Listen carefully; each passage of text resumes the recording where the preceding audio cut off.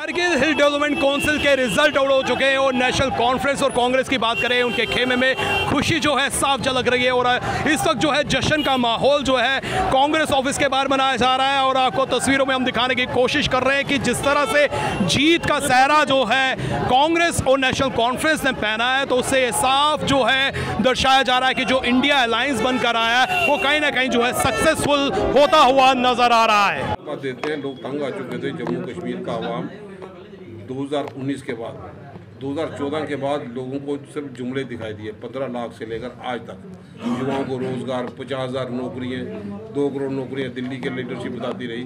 और आज आए दिन जो लोग महंगाई की मार से जूझते रहे, उनका चूल्हा जलना मुश्किल हो गया। ये उसी का नतीजा था। लोग अब मन बना चुके हैं कि जुमलों वाली सरकार को कहीं पे भी मौका ना मिले कि उस मंच का इस्तेमाल करें, दोबारा लोगों को परेशान करें।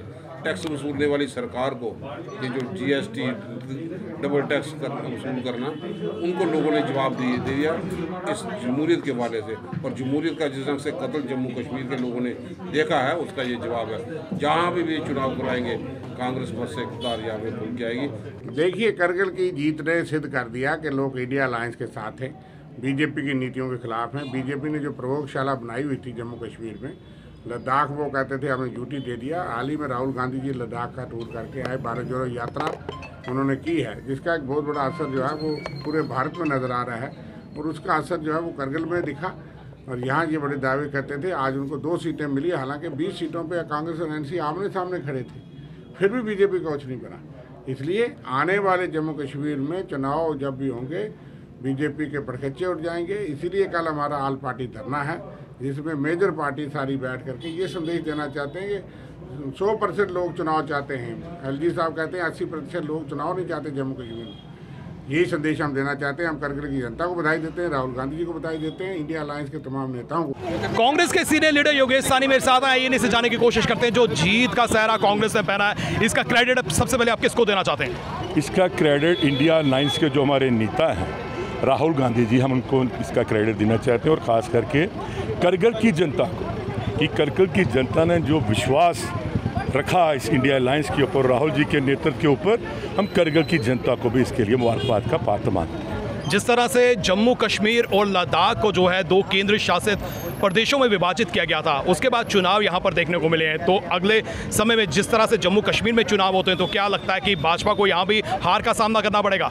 आपने देख लिया कि जिस तरीके से करगिल की जनता ने इस इंडिया अलायंस पे और विश्वास रखा, और भारतीय जनता पार्टी की जो तोड़ने की जो राजनीति रही, खास करके जम्मू कश्मीर को जो 2 हिस्सों में बांटा, और लोगों ने रोज दिखा दिया कि हम सभी लोग जो हैं, हिंदू, मुस्लिम, सिख, ईसाई, चाहे लेह हो, करगिल हो, कश्मीर हो, जम्मू हो, इकट्ठे हम लोग रहना चाहते हैं। क्योंकि ये महाराजा की दी हुई एक स्टेट थी।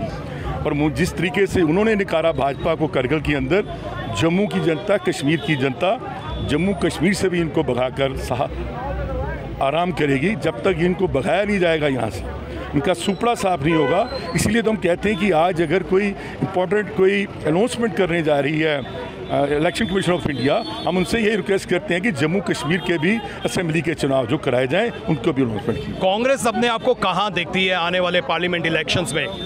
जिस तरीके से इंडिया बनने, अलायंस बनने के करगिल की ये सबसे पहली जीत है इंडिया अलायंस की, राहुल जी के नेतृत्व में।